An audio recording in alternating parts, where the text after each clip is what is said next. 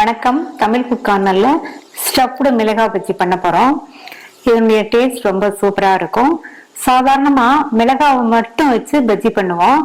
இதுல உருளைக்கிழங்கு மசாலாவை ஸ்டஃபிங் பண்ணி பண்றதுனால டேஸ்ட் இன்னுமே ரொம்ப சூப்பரா இருக்கும். இப்ப எப்படி பண்றதுன்னு பார்க்கலாம். இது வரைக்கும் தமிழ் குக் கார்னர் சேனலை சப்ஸ்கிரைப் பண்ணாதவங்க சப்ஸ்கிரைப் பண்ணிக்கங்க. நான் 5 பஜ்ஜி மிளகாய் எடுத்து வச்சிருக்கேன். நம்ம எடுத்து வச்சிருக்க மிளகாய் உள்ள விதைகளை எல்லாம் எடுத்துடலாம். லைட்டா இந்த மாதிரி கட் பண்ணிருங்க. கட் பண்ணிட்டு உள்ள விதைகள் இருக்கும் இல்லையா, அதையெல்லாம் எடுத்துடலாம்.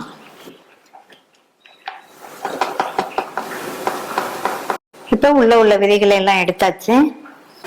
மிளகாவை காம்பு பகுதிக்கு கொஞ்சம் கீழே இருந்தும் நுனி பகுதிக்கு கொஞ்சம் மேல வரைக்கும் கட் பண்ணிக்கணும். கட் பண்ணிட்டு விதைகளை எல்லாம் எடுத்தாச்சு. இந்த இடத்துல தான் நம்ம உருளைக்கிழங்கு மசாலா ஸ்டஃபிங் பண்ண போறோம். மீதி உள்ள மிளகாயும் இதே மாதிரி கட் பண்ணிக்கலாம். நம்ம எடுத்து வச்ச மிளகாவை நடுவுல கட் பண்ணி உள்ள விதைகளை எடுத்தாச்சு. ஸ்டஃபிங் பண்றதுக்கு 3 மீடியம் சைஸ் உருளைக்கிழங்க குக்கர்ல நல்லா சாஃப்டா வேக வச்சிருக்கேன். இதை மசிச்சு விட்டுருங்க.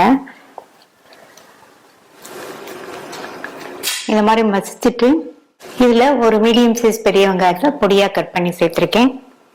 1 டீஸ்பூன் தனி மிளகாத்தூள், 1/4 டீஸ்பூன் சீரகத்தூள், 1/4 டீஸ்பூன் கரம் மசாலா தூள், பொடியா கட் பண்ண கறிவேப்பிலை இலைகளும் கொத்தமல்லி இலைகளையும் சேர்க்கிறேன். இதுக்கு தேவையான அளவு உப்பு சேர்த்து நல்லா கையை வச்சு ஒண்ணா பிசைஞ்சிருங்க.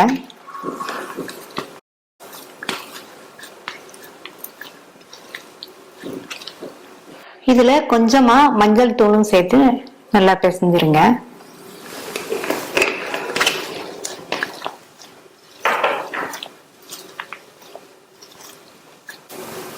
அவ்வளவுதான், ஸ்டஃபிங் ரெடி ஆயிடுச்சு. அடுத்து இப்போ ஒவ்வொரு மிளகாலையும் இந்த ஸ்டஃபிங் எடுத்து ஃபில் பண்ணிடலாம்.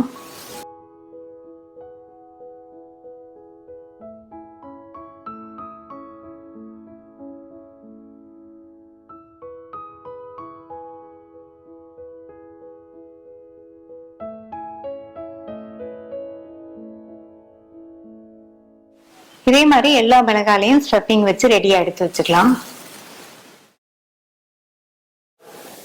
இந்த மிக்சிங் பவுல்ல 1/2 கப் கடலை மாவு, 1/4 கப் அரிசி மாவு, 1 டேபிள் ஸ்பூன் சோள மாவு, 1 டேபிள் ஸ்பூன் மைதா சேர்க்கிறேன். 1 டீஸ்பூன் மிளகாத்தூள், 1/4 டீஸ்பூன் பெருங்காய பவுடர். இந்த மாவுக்கு தேவையான அளவு உப்பு, 1/4 டீஸ்பூன்ல பாதி சமையல் சோடா சேர்க்கிறேன்.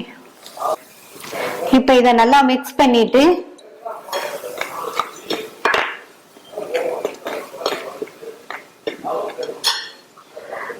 கொஞ்சம் கொஞ்சமா தண்ணி சேர்த்து இட்லி மாவு பதத்துக்கு கரைச்சிக்கலாம்.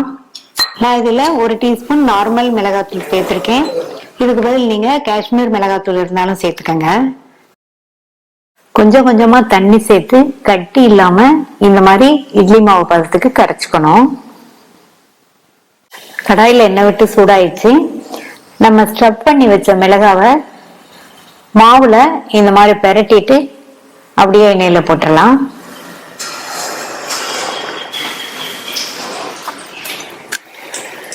பஜ்ஜியை சேர்த்த உடனே ஸ்டவ்வை மீடியம் ஃப்ளேம்ல வச்சிருங்க.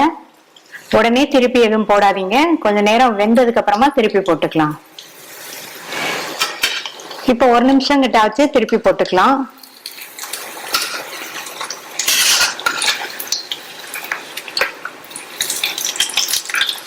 பஜ்ஜி முங்குற அளவுக்கு நீங்க தாராளமா எண்ணெய் விட்டுக்கங்க. அப்பதான் நல்லா கரெக்டா வெந்து வரும். இந்த மாதிரி மெதுவா பெரட்டி போட்டு பஜ்ஜி வெந்த உடனே எடுத்துடலாம்.